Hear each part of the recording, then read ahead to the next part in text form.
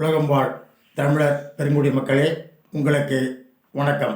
உங்களை இணையத்தின் வழியாக சந்திப்பதில் பெரும் மகிழ்ச்சி அடைகிறேன். மரபு கவிதையில் இன்றைய தலைப்பு மழையே மழையே மழையே. மழை பெய்தால் உலகம் வாழ் மனிதர்கள் மனசெல்லாம் நிறையும் குளிர்ந்து போகும்.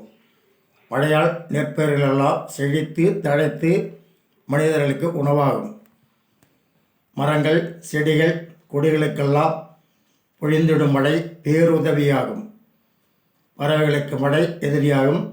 எங்கெங்கோ பறவைகள் பறந்து போகும். மழையை நம்பியே சுற்றி சுழலும் பூமி எதிர்பார்த்து கண்கள் பூத்து காத்திருக்கு. உழைப்பை கொடுத்து பிழைப்பை தினம் மனம் விரும்பி செல்வோருக்கு சறுக்கு. மழை பொழிதல் வளமின்றி நாம் வாழும் இந்த பூமி உலகம் உய்வது உயர்வதேது. உழைத்து வாழும் உழவர் பெருமக்களுக்கு மழை வளமின்றி வழியேது வாழ்வேது. குளம் குட்டைகள் ஏரிகள் கண்மாய்கள் நிறைந்து வழியும் மழையின் தயவால் வளம் மனிதர்கள் நாம் பெற்று மகிழ்வோம் மழையின் பெரும் கொடையால். மழையே அன்பு தாயே, நீ அளவோடு பெய்தால் அனைவருக்கும் நன்மையாகும்.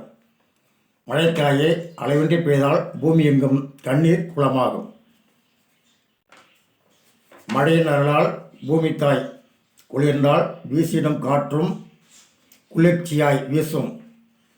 மழை சாமியோ மனிதர்கள் நம் வாழ்வில் உருவமின்றி தன் நற்குணத்தால் பேசும்.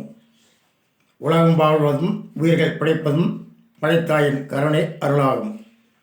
உழவும் தென்றல் மென்மை பூங்காற்று குளிர்ச்சியாய் வீசினால் மனிதருக்கு இதமாகும். உனக்கு கோபம் வந்தால் பூத்து குலுங்கும் உலகை வெள்ளக்கடலாக்கிடுவாய். மணக்கும் மல்லிகை சூடி வரும் இளம் கண்ணீரை கண்டால் கோபம் தணிந்திடுவாய். துரலாகும் சில நேரம் மளிகை மனிதருக்கு விளையாட்டு காட்டிடுவாய்.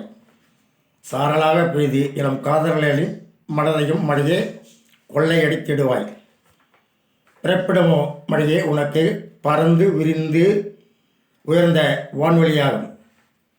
மறைவிடம் என்று எதுவுமே இல்லை, நீ ஒரு திறந்த புத்தகமாகும்.